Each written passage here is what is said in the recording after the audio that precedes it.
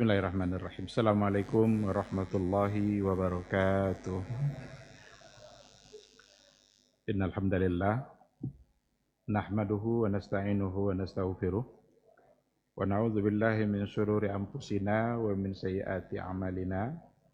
May yahdihillahu fala mudhillalah wa may yudlilhu falan tajida lahu waliyyan mursyida. Asyhadu an la ilaha illallah wahdahu la syarikalah wa asyhadu anna Muhammadan abduhu wa rasuluhu la nabiyya wa la rasula ba'dah.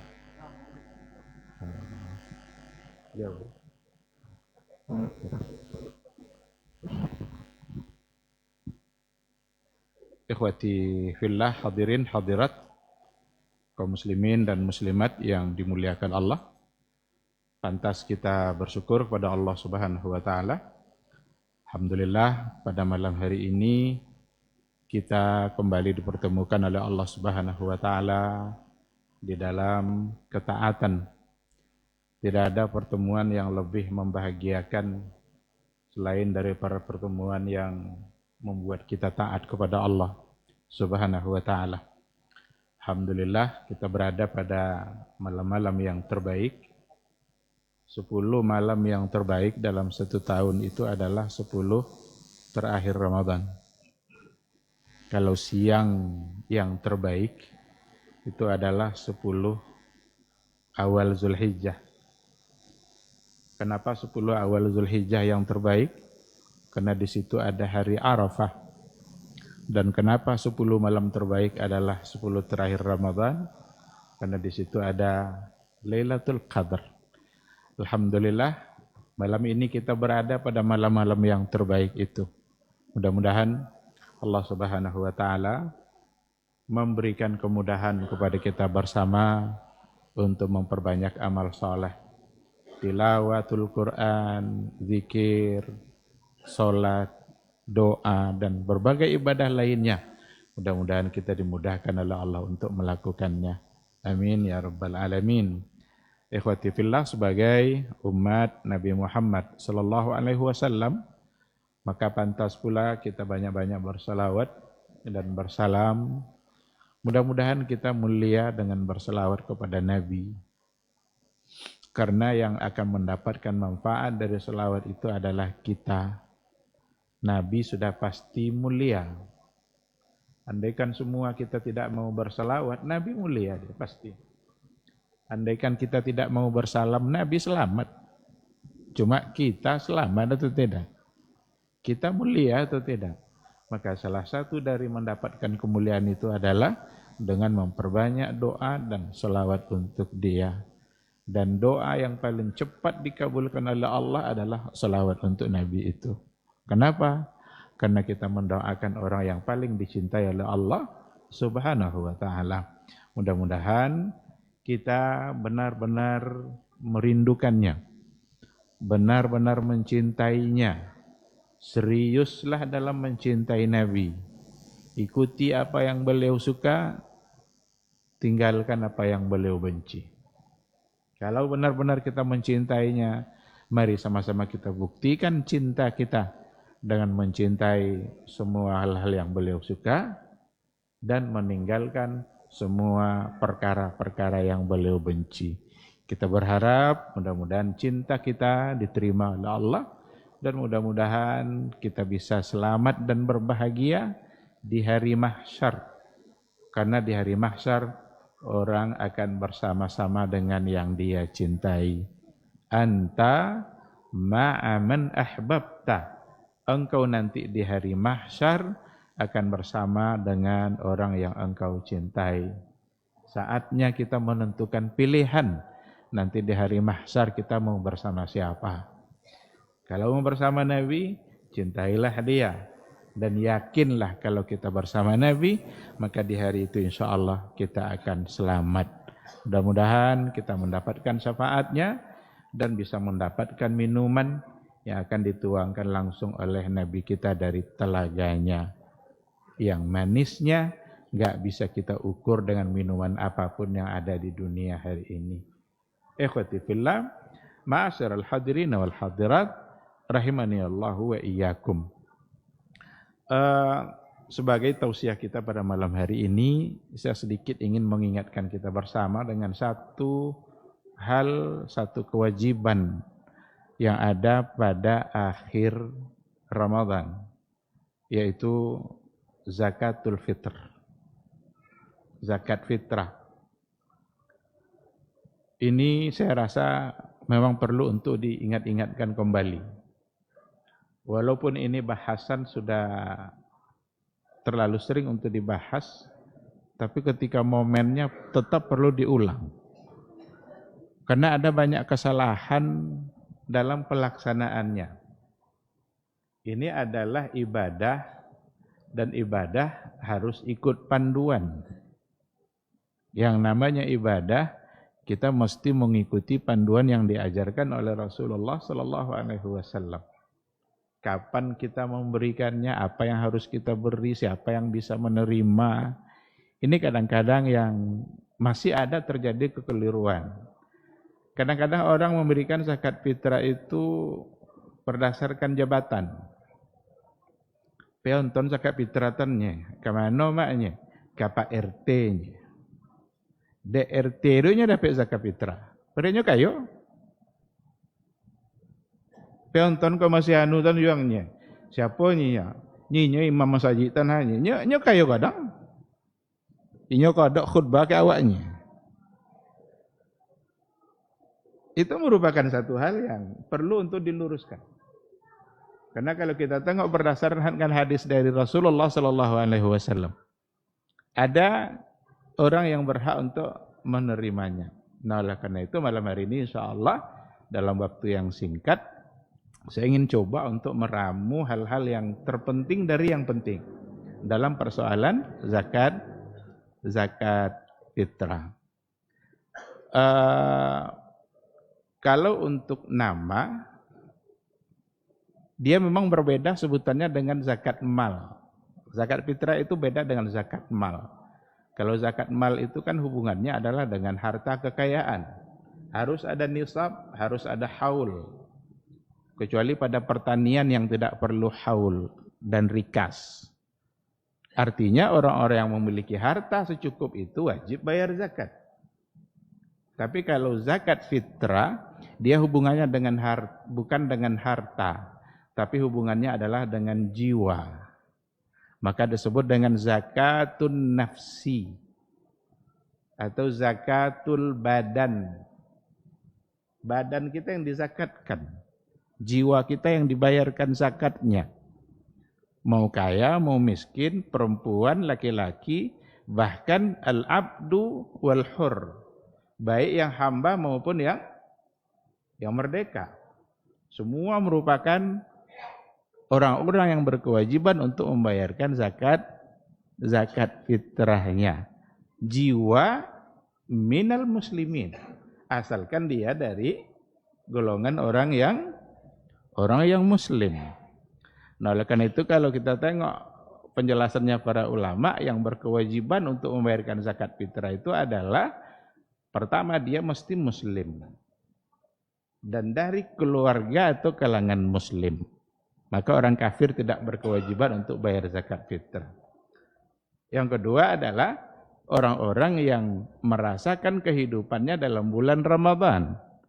Andaikan ada bayi yang lahir sesaat menjelang terbenam matahari di hari terakhir Ramadan, umpamanya besok Idul Fitri, tadi sebelum terbenam matahari lahir dia, wajib bayar zakat fitrah. Tapi kalau seandainya lahirnya setelah terbenam matahari, baru dia lahir, para ulama mengatakan tidak ada kewajiban untuk dibayarkan zakat fitrah karena dia tidak merasakan hidup di dunia dalam bulan Ramadan. Namun ada perbincangannya di kalangan para ulama, apakah janin itu ada zakat fitrahnya atau tidak? Zakatul janin, ada enggak janin dalam rahim? Kan ada bayinya. Sudah hidup dia. Kata dokter hidup dia, kena gerak-gerak dia. Tapi apakah ada kewajiban untuk dibayarkan zakat fitrahnya? Kebanyakan ulama mengatakan tidak ada kewajiban. selagi dia tidak lahir dalam bulan Ramadan. Ada lagi yang menarik dalam buku ini dibahas, bagaimana kalau proses kelahirannya sudah mulai sebelum terbenam. Jadi sepau lekalu sepau sudah terbenam. Apa cara? Coba sampai para ulama membahas sedetil itu. Kalau seandainya memang belum sempurna kelahirannya, berarti belum disebut sebagai kelahiran. Tetap tidak ada kewajiban. Namun ada satu asar yang menjelaskan bahwa Utsman ibn Affan itu dalam satu riwayat dia menganjurkan untuk membayarkan zakat fitrah bagi janin. Nah, ini yang asar itu yang dipakai oleh sebahagian ulama, sebagian kecil bukan jumhur, untuk mengatakan bahwa janin harus dibayarkan zakat fitrahnya dikarenakan oleh adanya asar dari Utsman ibn Affan radhiyallahu taala anhu. Namun pertama dari sisi periwayatan asar itu statusnya apakah memang sampai ke tingkat sahih atau tidak. Itu yang diperselisihkan. Yang kedua, andaikan pun itu adalah sahih, apakah asar dari Utsman itu mewajibkan atau sekedar menganjurkan? Nah, oleh karena itulah jumhurul ulama, mayoritas ulama cenderung untuk mengatakan bahwa janin itu tidak dibayarkan zakat fitrahnya. Tapi kalau dia sudah lahir, meskipun sesaat sebelum terbenamnya matahari, berarti dia merasakan kehidupannya dalam bulan Ramadan. Oleh karena itu, jika memang seperti itu, maka dia berkewajiban untuk dibayarkan zakat fitrahnya oleh yang menanggung kehidupannya. Yang dalam hal ini tentu saja adalah ayahnya. Apa hikmah dari zakat fitrah? Hikmah dari zakat fitrah itu banyak. Yang pertama dikatakan tuhratun lil saim, untuk membersihkan jiwa orang yang puasa. Puasa kita banyak laganya. Puasa kita banyak hal-hal yang mungkin kita melakukan hal yang bukan membatalkan puasa. Tapi jarang kita yang selamat dari perkara-perkara yang bisa mengurangi pahala. Jadi puasa kita tidak batal. Apa bukti tidak batal? Tidak harus diganti. Karena kalau puasa itu dihukumkan tidak sah, dia mesti diganti. Sekarang puasanya tidak perlu diganti, berarti sah. Tapi pahalanya banyak hal-hal yang melalaikan yang kita lakukan. Banyak hal-hal yang kadang-kadang bisa menimbulkan dosa juga. Yang semua itu mungkin saja menggerogoti pahala dari puasa. Maka zakat fitrah itu tuhratan lis-shaim, untuk mensucikan jiwa orang yang berpuasa dari kesalahan-kesalahan tadi. Maka ada di antara ulama yang mengibaratkan zakat fitrah setelah Ramadan itu ibaratnya sujud sahwi kalau kita lupa. Jadi ada yang menempatinya seperti itu. Kenapa kita harus sujud sahwi? Kalau ada sesuatu yang terlupakan oleh kita. Salat kita tidak batal. Tetapi banyak hal-hal yang terjadi sehingga kita melupakan. Kadang lupa sujudnya, kadang bertambah rakaatnya, kadang lupa rakaatnya. Apabila terjadi kelupaan seperti itu, bagaimana cara menutupinya? Cara menutupinya kata Rasul, dia mesti di akhir itu sujud 2 kali. Fasajada sajadataini, sujud 2 kali. Dan ternyata itu pun terjadi pada diri Rasulullah sallallahu alaihi wasallam. Pernah terlupa Nabi itu. Seharusnya dia tasyahud awal, ternyata dia tidak tasyahud awal. Berdiri dia langsung ke rakaat ketiga tanpa tasyahud awal. Pernah juga Nabi terjadi padanya 2 rakaat salam dia. Padahal sholat asar. Asar kan 4 rakaat. 2 rakaat salam dia. Akhirnya ditambah 2 lagi jadi 4. Tapi Nabi menutupi semua itu dengan sujud sahwi. Jadi fungsi sujud sahwi apa? Untuk menutupi yang tadi. Maka zakatul fitri ada di antara ulama yang memposisikan seperti itu. bagaikan sujud sahwi ketika kita terlupa. Maka saat kita berpuasa, banyak hal-hal yang terjadi yang kita lakukan, yang mungkin saja bisa mengurangi pahala puasa kita, maka ditutupilah dengan zakat fitrah. Yang kedua fungsinya adalah atau hikmahnya tu'matan lil masakin, memberi makan bagi fakir miskin. Ketika Nabi mengatakan tu'matan lil masakin, inilah alasan oleh sebagian para ulama untuk mengatakan bahwa zakat fitrah itu diberikan kepada fakir miskin. Ada perdebatannya, argumentasinya dalam kajian fikih, apakah yang berhak menerima zakat fitrah itu asnafnya juga 8? Kan kalau zakat mal kan ada 8. Apakah zakat fitrah itu 8 juga atau hanya fakir miskin saja? Nah, inilah yang menyebabkan terjadi perbedaan tadi itu. Kalau kita tengok pada hadis Nabi, Nabi memang cenderung mengatakan tu'matan lil masakin. Berarti seolah-olah fokusnya ada pada miskin atau pada fakir dan miskin. Karena fakir dan miskin ini memang para ulama memberikan perbedaan, tapi perlu juga didudukkan sebenarnya. Mana yang fakir, mana yang miskin. Macam-macam cara para ulama memberikan perbedaan. Ada yang mengatakan fakir itu lebih rendah daripada miskin, lebih parah daripada miskin. Kalau miskin itu punya tapi tak cukup. Kalau fakir itu sama sekali tidak punya. Jangankan cukup, punya saja, enggak. Kalau dia butuh 10, yang ada cuma 5 umpamanya, itu miskin. Tapi kalau butuhnya 10, yang ada cuma 1 atau 2, berarti fakir. Ada di antara ulama yang membedakan fakir miskin itu, dia sebenarnya sama-sama tidak punya harta, sama-sama dia tidak punya hal-hal yang dibutuhkan. Cuma, dalam tafsir At-Tabari itu pernah dijelaskan, salah satu dari bedanya kata para ulama, yang miskin itu dia menunjukkan kehinaan dirinya dengan cara meminta-minta. Sedangkan fakir, dia tidak punya juga, tapi dia tetap menjaga kemuliaan dirinya dan menghindari untuk meminta-minta. Artinya tidak menghinakan dirinya dengan cara mengemis. Nah, ada bedanya seperti itu. Terlepas dari bagaimana pandangan para ulama, yang jelas fakir miskin mereka adalah orang-orang yang tidak memiliki semua yang dibutuhkannya. Mereka lah yang pantas untuk mendapatkan zakat fitrah. Kita tidak posisinya dalam menterjih apakah memang asnafnya 8 atau hanya 2 saja fakir miskin, tapi yang jelas Nabi memfokuskan. Karena zakat fitrah itu kan sifatnya insidental. Tujuannya adalah untuk mengayakan orang-orang fakir pada hari raya. Jadi di hari raya semua mesti kaya. Tidak ada yang meminta-minta. Ughnuhum 'anis su'al dzalikal yaum, kata Rasul. Hindarkan mereka dari meminta-minta pada hari raya. Artinya itu hari bergembira. Jangan sampai hari bergembira justru masih ada yang tidak bergembira. Berarti dia tidak menikmati hari itu. Karena yang dia makan saja tidak punya, bagaimana mau bergembira? Nah, dengan demikian difokuskan ke situ. Andaikan memang sudah terpenuhi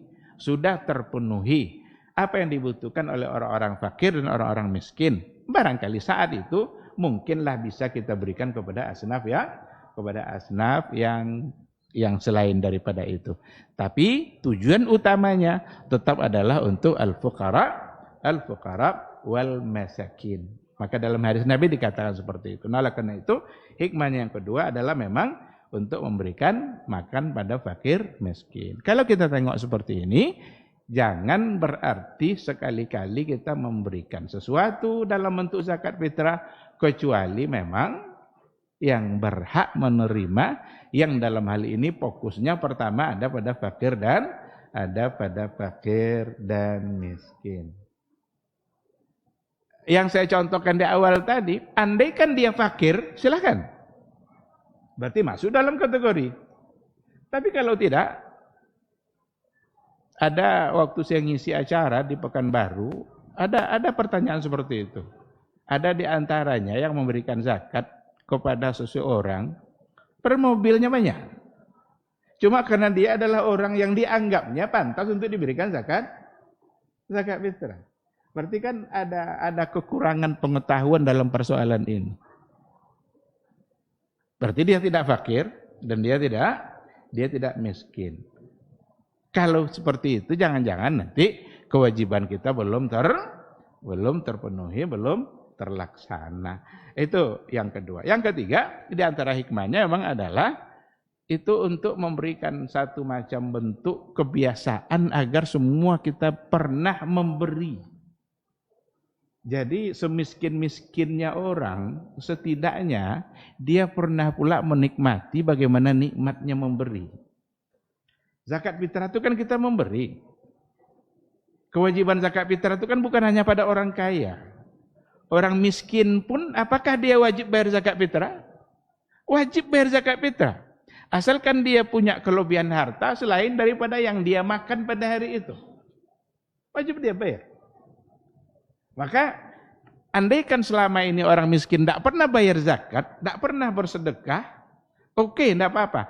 Tapi pada hari raya Idul Fitri itu atau di akhir Ramadan, semua kita ternyata pernah merasakan bagaimana nikmatnya memberi. Jadi sekali-kali cobalah tangan itu di atas. Jangan di bawah terus. Nikmat tidak kira-kira memberi. Maka saat bayar zakat fitrah, ternyata orang miskin pun disamakan dengan orang kaya. Sama-sama memberi. Ini makna kesamaan seperti ini penting memang dalam beragama kita. Bahwa Allah Subhanahu wa taala memandang kita secara sama. Enggak ada beda kaya miskin. Bedanya hanya ada pada ketakwaan. Inna akramakum indallahi atqakum. Yang paling mulia di sisi kalian, di sisi Allah di antara kalian adalah yang paling bertakwa. Maka semiskin-miskin orang setidaknya dia ikut menikmati bagaimana rasanya nikmat memberi, dan itu dirasakan di akhir Ramadan.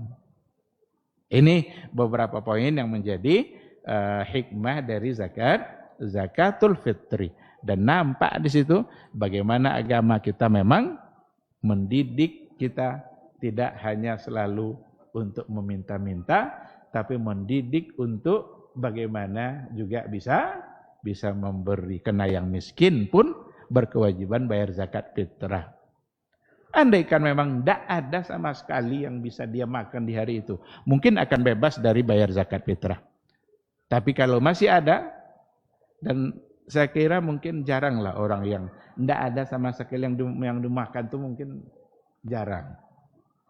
Pasti ada. Berlebih mungkin tidak, tapi ada yang bisa dia berikan. Andaikan mungkin tidak ada, nanti kan dia bisa mendapatkan zakat. Saat dia mendapatkan zakat fitrah, berarti kan dia punya harta.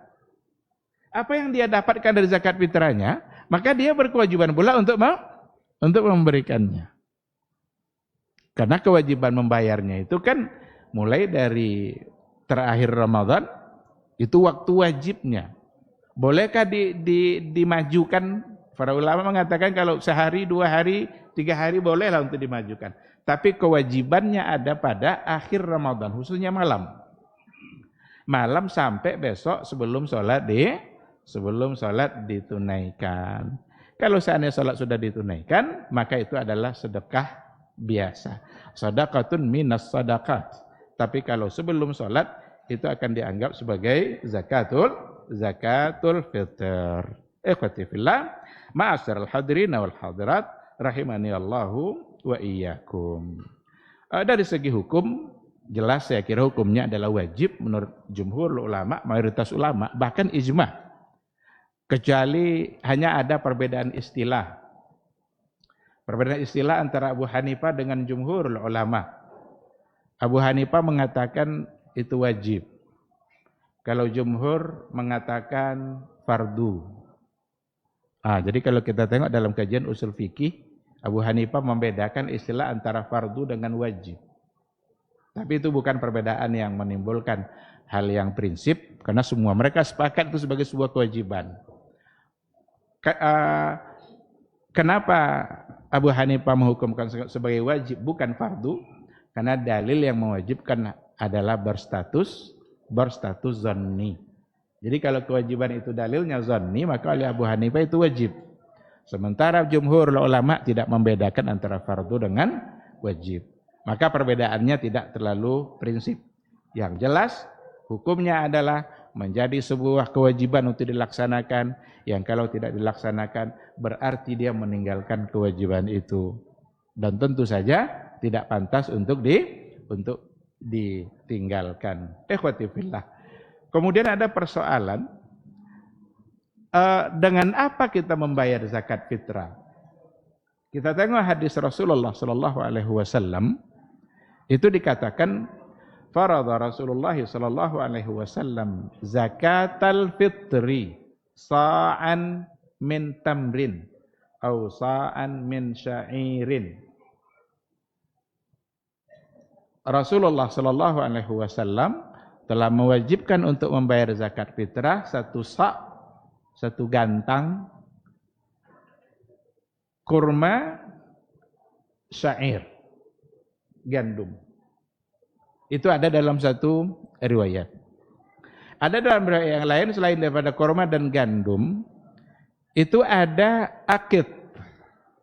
Akid itu artinya adalah susu kental. Jadi ada orang-orang terdahulu pada masa Nabi membayar zakat fitrahnya dengan susu kental. Jadi di Arab itu susu kental itu dimakan pakai roti. Ambil, dipotong roti, celupkan, makan. Itu ada dalam nas. Ada enggak di situ beras? Dalam nas tidak ada beras. Tetapi beras itu adalah makanan sebagaimana makanan orang dahulu adalah kurma dan gandum. Yang adonannya nanti berubah menjadi roti. Nah, oleh karena itu berdasarkan kepada kias, dikiaskanlah oleh para ulama kurma tadi itu kepada makanan pokok. Oleh karena itu, karena dikiaskan kepada makanan pokok, maka apapun makanan pokok orang, dia bisa membayarkan zakat fitrah dengan makanan pokok itu. Kita karena makanan pokoknya adalah beras atau nasi yang dari beras, maka kita membayar zakat fitrah dengan menggunakan beras. Andaikan ada di satu wilayah makanan pokoknya sagu umpamanya, berarti dia pakai zakat fitrah dengan sagu. Tidak apa-apa, silakan. Nah, di sini kadang ada masalah kan yang sering kita dengar adalah kita membayarkan zakat fitrah sesuai dengan beras yang kita makan. Ada orang yang makannya pakai beras merah. Nila payah makan nasi putih gini. Lah banyak nasaki. Jadi pindah ke beras merah. Apakah beras merah itu akan dia zakatkan? Dan beras merah itu tidak lazim dimakan oleh semua orang. Nah, oleh karena itu, jika memang itu bukan sesuatu yang lazim dimakan oleh orang, dia memakan itu karena itulah yang pas untuk dia. Maka dia bisa menggantinya dengan beras yang lain. Ada lagi sekarang namanya itu beras porang. Beras porang. Saya pernah coba sekali makan, enggak lama saudara. Tapi katanya itu adalah ganti dari beras biasa. Itu bukan beras. Cuma disebut dengan beras porang. Katanya dari buah apa gitu. Pokoknya dia bukan dari padi. Cuma namanya tetap beras. Nah, oleh karena itu, dia tidak mesti bayar zakat fitrahnya dan beras merah atau beras porang yang biasa dia makan. Dia bisa mengganti dengan beras yang biasa. Muncul satu persoalan. Bolehkah dibayar dengan uang? Bukan dengan berasnya tapi dengan uang. Artinya dengan harga seharga beras yang harus dia bayar. Kalau umpamanya 2 kilo atau 3 kilo, berapa uangnya 3 kilo itu? Sekarang dia tidak kasih beras, dia hanya mengasih uang. Itu zakatul fitri bil qimah, zakat fitrah tapi dengan harganya, dengan uang. Di sini ada perselisihan pendapat antara jumhur ulama dengan Abu Hanifah. Jadi dari 4 mazhab itu, 3 mazhab berlawanan dengan Abu Hanifah atau tidak sependapat. Imam Malik, Imam Syafi'i, Imam Ahmad itu mengatakan tidak boleh. Mesti dengan makanan pokok, mesti dengan beras, kutul balad. Apa makanan pokok yang dimakan di daerah itu? Itulah yang bisa dibayar. Imam Ahmad ikut kepada yang 3 ini. Maka ketika ada orang yang bertanya kepada Imam Ahmad, wahai Imam Ahmad, apakah boleh untuk membayar zakat fitrah pakai uang? Imam Ahmad menjawab, saya khawatir, kata beliau, itu belum cukup, itu belum memadai. Jadi pendapat 3 mazhab mengatakan tidak boleh. Tapi berbeda dengan Abu Hanifah. Abu Hanifah rahimahullah itu mengatakan boleh, tidak apa-apa.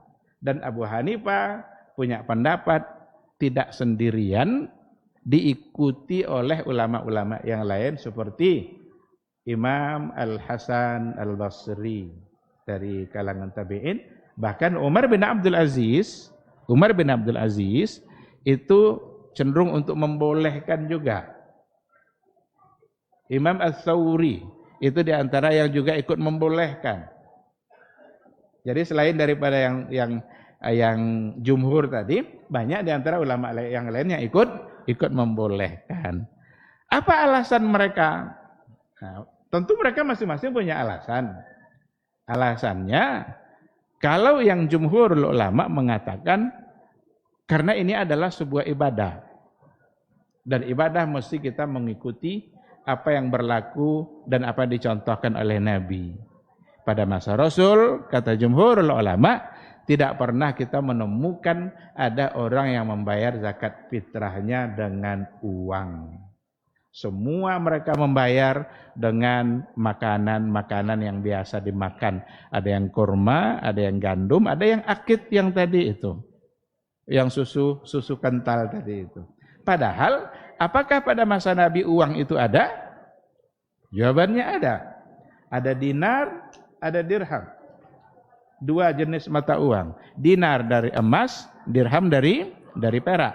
Tapi tidak ditemukan satupun riwayat bahwa mereka bayar pakai uang. Kelompok yang mengatakan boleh, mereka memandang bukan dari sisi ibadah ta'abudinya. Ini memang adalah sebuah ibadah.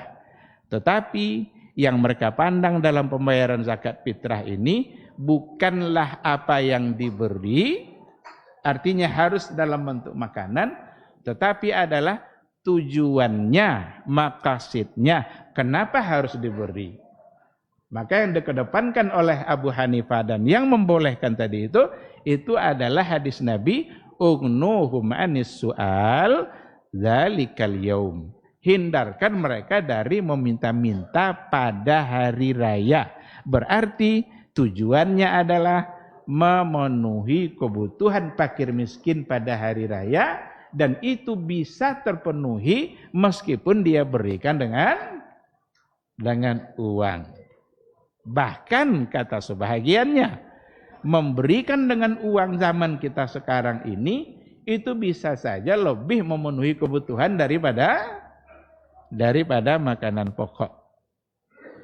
Saya pernah ketemu dengan salah satu masyarakat di Meranti. Dalam persoalan zakat fitrah dia bilang begini, Ustaz katanya, kami di Meranti, saya bisa pastikan katanya, semua kami punya sawah. Semua kami punya sawah. Jadi kalau panen kami semua punya beras.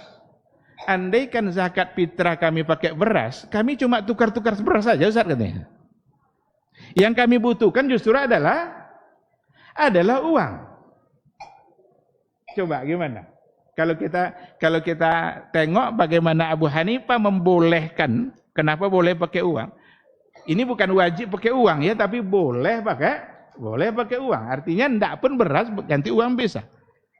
Mustafa Zarqa, ulama dari Suriah, dia sudah meninggal. Dia ikut membela pendapatnya Abu Hanifah. Dengan alasan yang tadi itu. Karena kalau kita bicara kebutuhan, zaman sekarang ini yang akan memenuhi kebutuhan justru adalah uang. Dan kalau saya ingat yang pertanyaan yang dari Meranti tadi itu, dia bilang gitu. Semua kami, Pak Ustadz katanya, saya yakin kami punya beras, karena kami punya sawah semuanya. Yang tidak ada adalah uang. Andaikan kami bayar zakat fitrah pakai beras, kami cuma tukar-tukar beras saja katanya. Nah, oleh karena itu dalam hal ini sebenarnya pendapat Abu Hanifah tidak bisa ditolak sepenuhnya. Tapi kalau kita ingin mengedepankan mana yang afdal, keluar dari perdebatan, ya udah jumhur ulama. Karena itu yang ada pada nas. Kan jelas nasnya, Nabi dalam nasnya semua dalam bentuk makanan, tidak ada satupun dalam bentuk uang. Kalau ingin keluar dari lebih selamat, keluar dari semua perdebatan, udah dibayar pakai beras. Tetapi untuk mengatakan bahwa pendapat Abu Hanifah itu jangan-jangan nanti atau dihukumkan sebagai yang tidak sah, zaman kita sekarang kayaknya memang agak sulit. Ada pula orang yang kadang mengakal-akali. Dia tidak setuju dengan zakat fitrah pakai beras, pakai uang. Dia bilang harus pakai beras. Cuma yang terjadi itu justru yang dia kasih uang. Apa caranya? Bawa uang, temui panitia di masjid. Nanti dia beli beras zakat fitrah yang sudah ada. Dibeli, diserahkan uang ke panitia, nanti beras yang dia beli ini baru dia bayarkan sebagai zakat fitrah. Ada dua kesalahannya. Pertama, panitia ketika menjual beras tadi itu, sah enggak penjualannya itu? Yang boleh kita perjualbelikan adalah barang milik kita. Apakah zakat fitrah milik panitia? Terus kenapa bisa dia jual? Ini hanya karena ingin lari supaya jangan zakatnya pakai uang. Padahal yang dia serahkan adalah, jadi yang satu kantong itu udah sampai 50 kali bolak-baliknya diperjualbelikan. Kan formalitas jadinya. Kesalahan kedua, jual beli dalam masjid, dan Nabi melarang itu. Bukankah ada larangannya, jangan jual beli dalam masjid? Tidak ada keberkahan bagi orang-orang yang berdagang dalam masjid. Sekarang jual beli zakat fitrah. Kalau mau panitia, kalau mau jual juga, beli beras di pasar, sediakan isi plastik-plastiknya, yang datang beli kasih dia. Jadi bukan yang diperjualbelikan itu, yang satu kantong yang tadi itu mondar-mandir terus udah mau robek pula kantong itu karena bolak-balik di atas meja. Jadi demi menghindar supaya tidak pakai uang, dilakukanlah jual beli. Padahal itu banyak kesalahannya. Nah kalau begitu, akui aja lah zakat fitrah pakai uang itu boleh. Apalagi zaman sekarang ini, Pak Ustadz saya mau bayar zakat fitrah pakai transfer boleh enggak katanya? Gimana coba? Dia mau transfer. Kemana saya kirim nih Ustadz katanya? Sampai-sampai panitia menyediakan pula rekening kalau mau bayar zakat fitrah. Jadi ada perkembangan zaman memang dalam persoalan ini. Nah, oleh karena itu, ikhwati fillah, andaikan ada yang membayar pakai uang, terima saja, enggak apa-apa. Justru ketika nanti dibagikan zakat fitrah itu akan sangat sempurna sekali kebutuhannya. Sebagian dikasihkan beras, sebagian dikasihkan duit. Karena dengan adanya duit dia bisa beli lauk untuk beras yang dia terima. Maka salah satu dari jawaban Mustafa Zarqa tentang yang tadi itu, dia bilang begini, rata-rata makanan pokok yang dibayarkan zakat fitrah pada masa dulu itu makanan yang bisa langsung dimakan. Umpama korma. Korma saat diambil itu juga bisa langsung dimakan. Atau susu kental, bisa langsung dimakan. Kalau beras, ada orang makan beras saja. Jadi dia perlu, maka ada kebutuhan yang lain. Ini saya mohon maaf ini, barangkali yang saya sampaikan mungkin berbeda dari guru-guru yang lain. Tapi begitu yang saya pahami. Karena ada memang sebagian yang mengatakan jangan sekali-kali memberikan zakat fitrah kecuali dengan beras. Maka menutupi kebolehan dari pendapat Abu Hanifah zaman kita sekarang memang agak-agak sulit.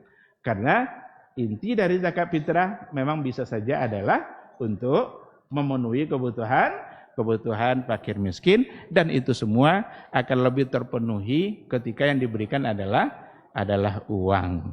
Nyadonya buiknya kalau BPT Pak Ustadznya tu kok walidanya. Adonya buik ini tuh. Jadi tidak sampai tujuan ndak adanya. Atau untuk maricuna nak malam hayonya. Jadi tidak untuk makanan pokok. Kan bisa juga terjadi macam itu kan. Coba kan pada hakikatnya memang kalau kita tengok mungkin wallahu alam rata-rata rumah kita di masyarakat kita itu akan ada beras. Yang tidak ada adalah untuk lauk bowe tadi. Rata-rata coba dicek di rumah setidaknya di situ akan ada beras. Tetapi apa yang dibutuhkan setelah beras itu mungkin yang perlu untuk dipenuhi. Tapi sekali lagi pendapat jumhur tetap itu yang lebih utama karena itu adalah pendapat yang paling afdal berdasarkan kepada nas yang ada. Tetapi menutup kebolehannya sama sekali dari pandangan Abu Hanifah mungkin agak kurang relevan kalau kita sesuaikan dengan kondisi kita pada zaman sekarang ini. Ikhwati fillah, ma'asyiral hadirin wal hadirat rahimani Allahu wa iyyakum. Mengingat waktu sekira kita cukupkan sampai di sini. Itu yang terpenting ya, yang terpenting dari hal-hal yang penting dalam persoalan zakat fitrah. Kapan dibayarnya? Itu adalah terakhirnya adalah sebelum melaksanakan ibadah sholat. Ada kadang perdebatan soal amil, apakah petugas itu bagian dari amil. Jadi beda amil dengan petugas zakat apa coba? Kalau seandainya kita serahkan zakat kita kepada amil, tugas kita selesai. Andaikan hilang di tangan amil, kita tidak ada tugas apapun karena kita sudah serahkan kepada dia. Tapi kalau kepada petugas, seandainya semalam itu dicuri sama orang, kita mesti bayar kembali karena hutang kita belum selesai. Karena petugas itu bukan amil, petugas hanya wakil kita untuk menyampaikan kepada yang berhak menerima. Kalau amil, dia bukan wakil kita, tapi dia memang orang yang ditunjuk untuk mengatur itu. Nah, maka petugas-petugas yang ditunjuk dadakan itu tidak bisa disebut sebagai amil. Dulu memang tidak pakai amil. Kalau zaman Nabi kan tidak ada yang pakai istilah amil itu. Itu semua mereka kasih kepada siapa yang mereka berikan. Zaman kita kan sudah diatur zakat fitrah. Mungkin ambil dari kas masjid karena dia melaksanakan tugas masjid, wajarlah kas masjid dibebankan untuk memberikan jasanya. Andaikan amil itu bagian dari miskin, berarti berikan dia jatah karena miskinnya, bukan karena dia disebut sebagai amil, kan dia hanyalah sebagai petugas. Baik, ikhwati fillah, saya mohon maaf karena agak terambil waktunya lebih banyak. Terima kasih. Inilah beberapa poin yang mudah-mudahan dapat kita pahami bersama. Semoga Allah Subhanahu wa taala selalu membimbing kita untuk tetap setia berada di atas panduan Rasulullah sallallahu alaihi wasallam. Terima kasih, mohon maaf. Subhanakallahumma bihamdika asyhadu an la ilaha illa anta astaghfiruka wa atubu ilaik. Assalamualaikum warahmatullahi wabarakatuh.